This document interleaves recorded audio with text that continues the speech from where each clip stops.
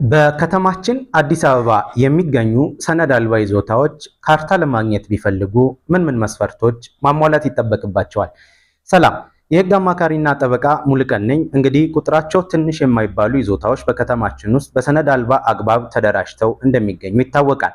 እነዚህ ይዞታዎች የካርታ ስራን ፈልገው የሚመለከተው የመንግስት አካል ዘንድ ቢቀርቡ ማሟላት የሚገባቸውን መስፈርት አንዱን ጠቅሼ አብራራለሁ።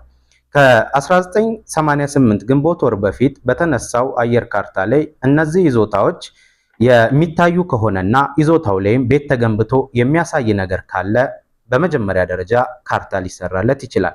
አይበለውና ከግንቦት ወር 1988 ዓመተ ምህረት በፊት በተነሳው የአየር ካርታ እዚህ ይዞታ ላይ ምንም አይነት ቤት ባያሳይ ግለሰቦቹ ምን የህግ መፍትሄ ይኖራቸዋል የሚለውንም አያይዤ ያነሳለሁ።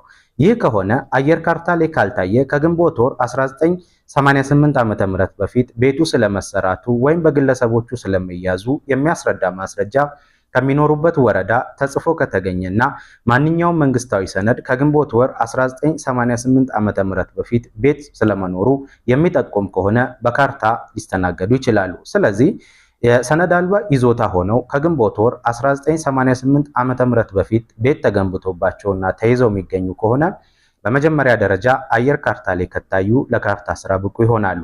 ይህ ካልሆነ ደግሞ ከሚመለከተው የመንግስት ተቋም በይዞታው ላይ በግለሰቦቹ ቤት ስለመኖሩ የሚያስረዳ ማስረጃ ካለ በሁለተኛነት ሊስተናገዱ ይችላሉ።